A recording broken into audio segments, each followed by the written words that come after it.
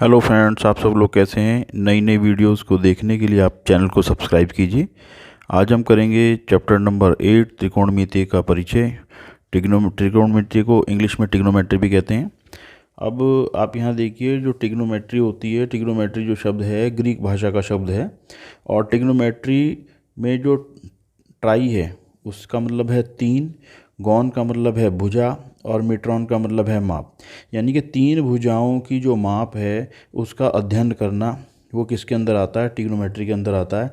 और तीन भुजाओं की जो माप है और वो उसके कोण हैं, उनके बीच में जो संबंध स्थापित किया जाता है, वो सब ट्रिग्नोमेट्री के अंतर्गत आता है।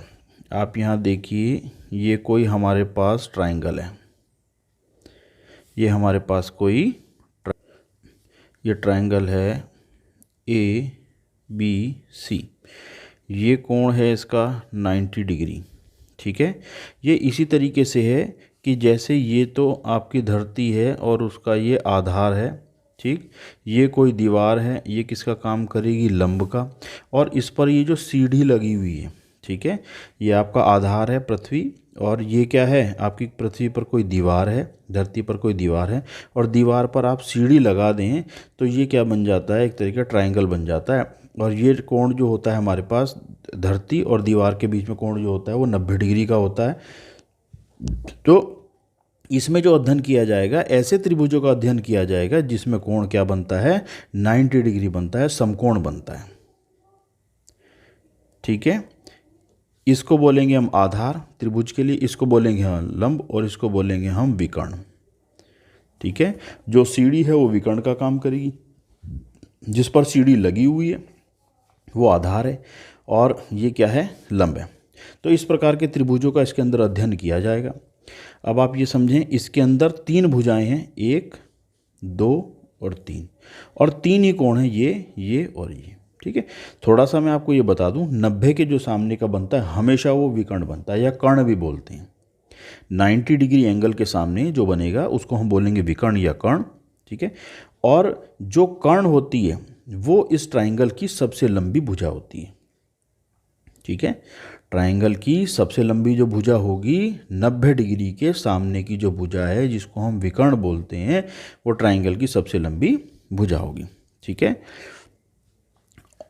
और जो एंगल हमारा कहाँ से बनता है, आधार से बनता है। ये आधार से एंगल ये बन रहा है। ठीक, इस एंगल के सामने का हमेशा क्या होता है, लंब होता है।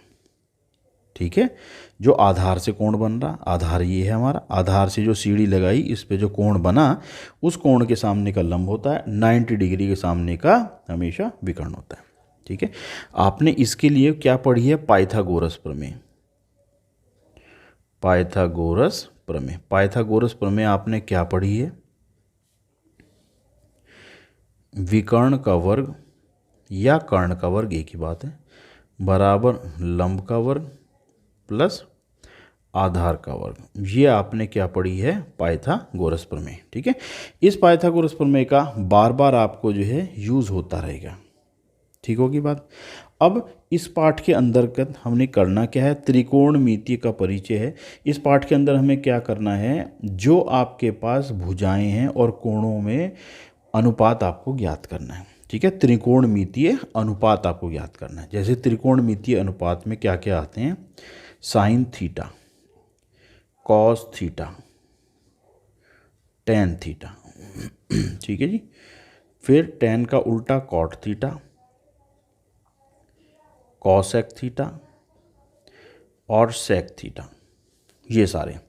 अब इन सब का त्रिकोणमितीय अनुपात क्या क्या होता है, ठीक है, वो हम एक आसान से फॉर्मूले के द्वारा हम याद कर लेंगे। वो कैसे याद करते हैं, सबसे पहले लेते हैं लाल बटे कक्का। ठीक है, कैसे याद करेंगे आप, इन सबके त्रिकोणमितीय अनुपात, यानी कि साइन थीटा किसके बराबर है, कॉस थीटा किसके बराबर, टेन थीटा किसके बराबर है, कॉट सेक और कॉसेक किसके बराबर है, इनको हम कैसे पता लगाएंगे। ठीक है, तो आपने फॉर्मूला एक ये याद कर लें, लाल बटे कक्का। लंबू आम लाया कब कैसे आया, लंबू आम लाया कब कैसे आया। लंबू का मतलब, एल का मतलब लंब, ए का मतलब आधार, एल का मतलब लंब। ये आपको आसानी से याद हो जाए इसलिए ये इस तरीके से ट्रिक है ये। के का मतलब कर्ण, फिर के का मतलब कर्ण और ए का मतलब आधार, ये आपको इजीली पता लग जाएगा। ठीक है बात। अब ये जो पहले सबसे पहले क्या होता है, ये होता है साइन थीटा। अब थीटा क्या है, थीटा जो है हमारे पास ये वाला एंगल, इसको क्या है, ये थीटा है। ठीक होगी बात। अब साइन, ये पहले वाला साइन थीटा, दूसरे वाला कॉस थीटा और तीसरे वाला टेन थीटा, ये है। यानी कि साइन का मतलब क्या हो गया, लंब बटे कर्ण। ये आपके पास फॉर्मूला आ गया, साइन थीटा बराबर एल बटे के, यानी कि लंब बटे कर्ण। ठीक होगी। फिर साइन के बाद आपके पास क्या आता है, कॉस, तो कॉस थीटा बराबर ए बटे के, यानी कि आधार बटे कर्ण। ठीक हो गई बात। आपको साइन थीटा पता लग गया क्या होता है, लंब बटे कर्ण होता है। कॉस थीटा आपको पता लगे क्या होता है, आधार बटे कर्ण। तीसरा क्या है, टेन थीटा। टेन थीटा बराबर क्या आ गया, लंब बटे आधार। ये आपके पास फॉर्मूले हैं और इन फॉर्मूलों को आपको याद करने में बेहद आसानी हो जाएगी। अगर आप इस फॉर्मूले को भूल जाते हैं, इन फॉर्मूले भूल जाते हैं, तो आप क्या लिख लें, लाल बटे कक्का लिख लें। लंबू आम लाया, कब कैसे आया, लाल बटे कक्का। और लाल से आपको समझ में आ रहा है अच्छी से, ये लंब है, आधार है, लंब है, कर्ण है, आधार है, ये आपको अच्छे से समझ में आ रहा है। ठीक है। पहले ऊपर साइन थीटा, दूसरे के ऊपर कॉस थीटा, तीसरे के ऊपर टेन थीटा, ये सीक्वेंस इसी तरीके से बनाए रखें तो आपको पता लग गए फॉर्मूले तीन। साइन थीटा किसके बराबर होता है, लंब बटे कर्ण। कॉस थीटा किसके बराबर होता है, आधार बटे कर्ण। टेन थीटा किसके बराबर होता है, लंब बटे आधार। ठीक है। और आपको ये पता है ये लंब है, जो सीढ़ी की जो दीवार की जो ऊंचाई है, ये लंब है। दीवार जहाँ पर खड़ी हुई है, आधार पर खड़ी हुई है, ये आपके पास आधार है। और ये जो सीढ़ी लगी हुई है, ये किसका काम कर रही है, विकर्ण का काम कर रही है। ठीक होगी बात। अब साइन का जो उल्टा होता है वो क्या होता है, कॉसेक। इसको कैसे याद रखोगे, सी का उल्टा, एस का उल्टा सी, सी का मतलब कॉसेक, कॉसेक थीटा। एस का उल्टा सी, ठीक। कॉस का उल्टा सेक, यानी कि सी का उल्टा एस, और टेन का उल्टा कॉट थीटा। ये बात आपको आ गई समझ में। एस का उल्टा सी, सी का उल्टा एस, ऐसे याद होगा। एस का उल्टा सी, सी का उल्टा एस। ठीक। एस का उल्टा सी ऐसे नहीं बोलना, साइन का उल्टा कॉस ऐसे नहीं बोलना है। एस का उल्टा सी, सी का मतलब कॉसेक, सी का मतलब कॉस, कॉस का उल्टा एस, एस का मतलब सेक थीटा। तो आपके पास क्या फार्मूला बना, कॉसेक थीटा बराबर कर्ण बटे लंब, सेक थीटा बराबर कर्ण बटे आधार, कॉट थीटा बराबर आधार बटे लंब। अब इसको लिखो आप, कॉसेक किसका उल्टा होता है, साइन का उल्टा होता है। तो इसको क्या लिखेंगे, कर्ण बटे लंब। और कर्ण बटे लंब क्या होता है, इसको लिखो कर्ण बटे लंब, यानी ये कर्ण बटे लंब क्या हो गया, सेक थीटा। ठीक है। फिर नेक्स्ट आता है सेक के बाद, कॉसेक के बाद sec theta, sec theta. Sec theta किसका उल्टा होता है, 1/कॉस का। ठीक है। और 1/कॉस, कॉस का क्या है, कर्ण बटे आधार, कर्ण बटे आधार। ठीक। तो आपको फॉर्मूले याद हो गए। जब भी सेक आएगा आप तुरंत देखो ना, सेक किसका उल्टा होता है, कॉस का। और कॉस क्या होता है, आधार बटे कर्ण, तो उसका उल्टा कितना हो गया, कर्ण बटे आधार हो गया। अब टेन का उल्टा क्या होता है, कॉट थीटा। कॉट थीटा को क्या लिखेंगे, 1/tan थीटा। और कॉट को क्या लिखेंगे, आधार बटे लंब,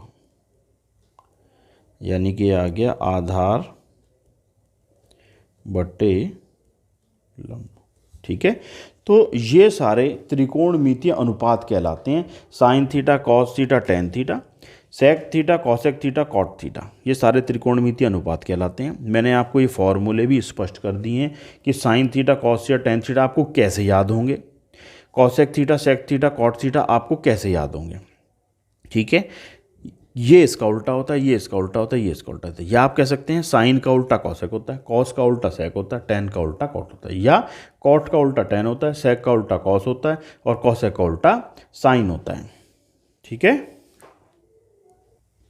देखें क्वेश्चन नंबर फर्स्ट है आपके पास ए बी सी में, जिसका एक कोण बी समकोण है।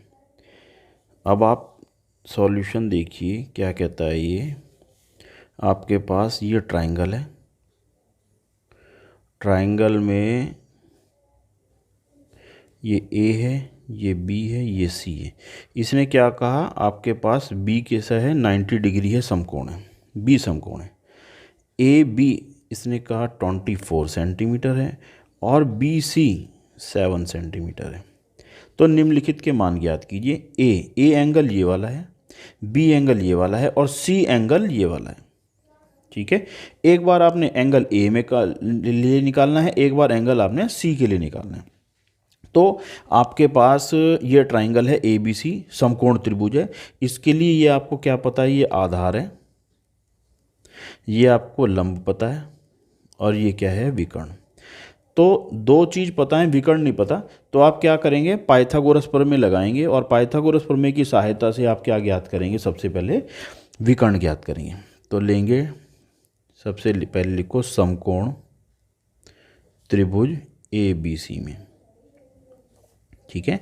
ए बी सी में क्या होता है, इससे पहले लिखो पाइथागोरस प्रमेय से। पाइथागोरस प्रमेय क्या होती है, विकर्ण का स्क्वायर बराबर लंब का स्क्वायर प्लस आधार का स्क्वायर, ठीक है। अब विकर्ण आपको पता नहीं, विकर्ण है ए सी का स्क्वायर इज इक्वल टू, लंब है आपके पास 7 सेंटीमीटर, 7 का स्क्वायर प्लस आधार है आपके पास 24 सेंटीमीटर, ठीक। तो 7 49 और 24 के 24 से मल्टीप्लाई करेंगे क्या आ जाएगा, 576 और दोनों को ऐड करेंगे 625। तो यहाँ से ए सी बराबर क्या निकल जाएगा, 625 का अंडर रूट और 625 का अंडर रूट क्या आ जाएगा, 25, ठीक है। अंडर रूट सबको निकालना आता होगा, नहीं निकालना आता तो मैंने दो तरीके हैं, दोनों तरीके बता देता हूँ। आपके पास पहला तरीका भागफल विधि वाला है। भागफल विधि में क्या करते हैं, पीछे से 2 का जोड़ा बनाते हैं और 2 का जोड़ा बनाने में उसके बाद आपके पास आगे बचा 6 को चलाएंगे। किस तरीके से 6 को चलाएंगे, 3 3 9 ज़्यादा हो जाएगा, 2 दूनी 4, 2 दूनी 4, ठीक। जितना यहाँ लिखेंगे उतनी बार में ही चलाएंगे आप। 2 दूनी 4, 6 में से 4 गया 2 का जोड़ा ऊपर से उतार लेते हैं, 25 आपने ऊपर से उतार लिया। जो यहाँ पर बचा इसका दुगना करते हैं 4, ठीक है। जितने में यहाँ चलाएंगे उतने में यहाँ चलाएंगे। यहाँ चलाएं आप 5 से, यहाँ भी चलाओ 5 से, 5 पंजे 25 का 5 हासिल को लगा 2, 5 चौक 20, 20 और 2 22। तो आपका ये पूरा कट गया। तो आपका क्या आ गया, वर्गमूल 25 आ गया, ठीक है। आप इस तरीके से भी निकाल सकते हो और इस तरीके से भी निकाल सकते हो।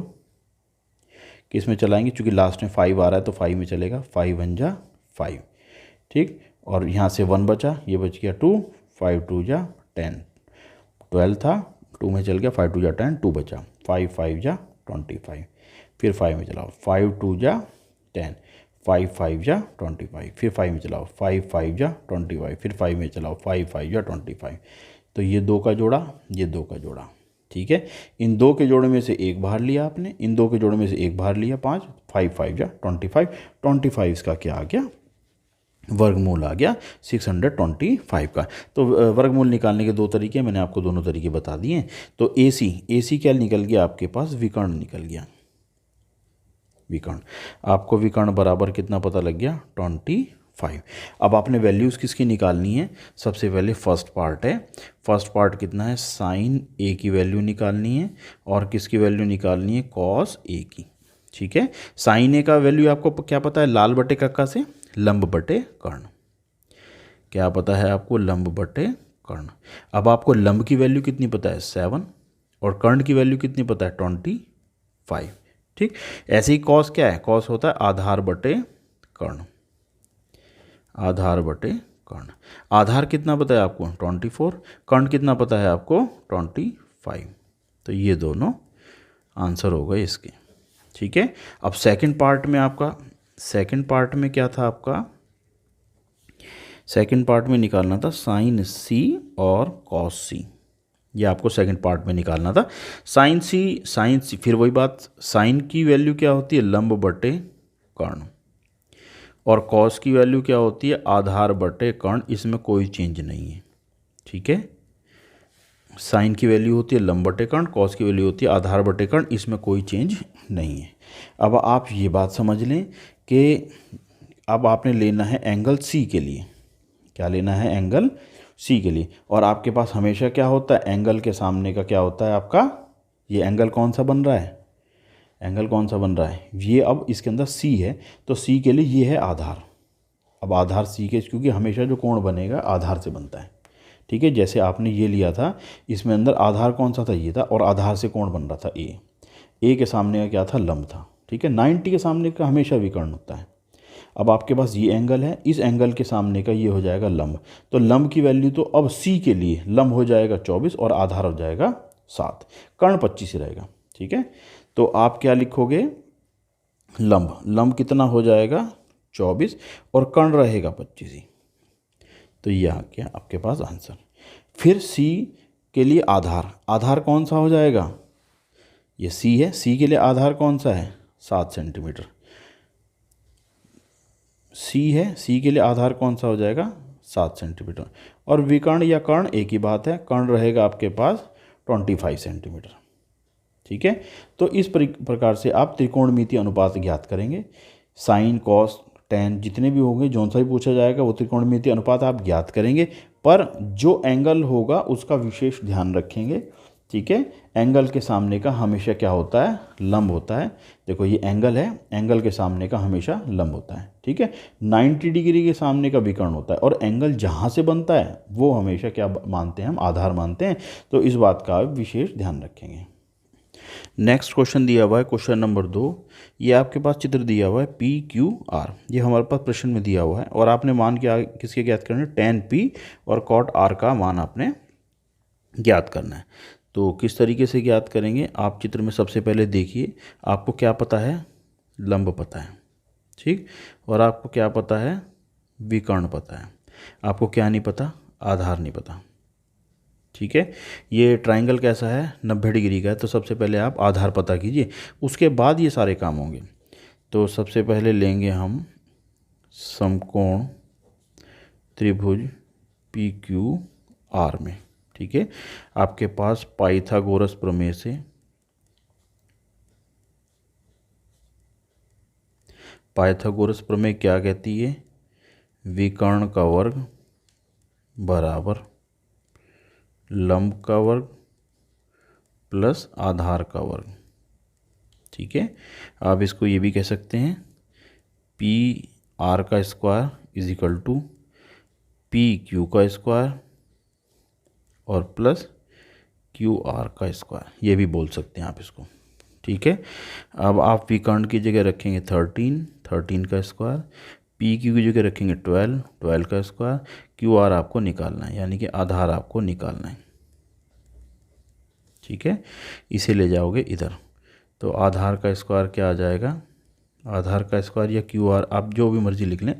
13 का स्क्वायर कितना हो जाएगा 169 माइनस 12 का स्क्वायर कितना हो जाएगा 144, और जब इसको माइनस करेंगे कितना आ जाएगा 25।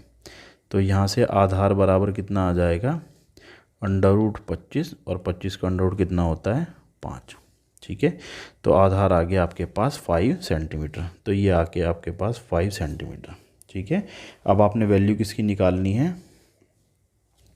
वैल्यू निकालनी है आपको tan p की, tan p minus cot r, इसकी वैल्यू निकालनी है। ठीक है, अब tan p किसके बराबर होता है, tan किसके बराबर होता है, tan होता है लंब बटे आधार, और cot किसके बराबर होता है, उल्टा होता है tan का, आधार बटे लंब, ये शॉर्ट फॉर्म है, माइनस करना है इसको। अब tan, अब आप चित्र में आओ, ये p है, सबसे पहले क्या है tan p, अब P के सामने का क्या बताया था आपको, P के सामने का क्या होता है, लंब होता है। ठीक है, जहाँ से P बन रहा है वो होगा आधार और P के सामने क्या होगा, लंब। तो P के सामने का लंब 5, तो सबसे पहले आ जाएगा 5 बटे आधार, इसके लिए कितना हो जाएगा 12 माइनस। ठीक है, अब एंगल है आपका R, ये R एंगल है। ठीक है, R एंगल के लिए आधार, जहाँ से एंगल बनता है वो होता है आधार, तो आधार हो गया इसका 5। ठीक, लंब, अब लंब आधार के सामने का क्या होता है, हमेशा लंब होता है, तो ये वैल्यू इसकी आ गई 5/12।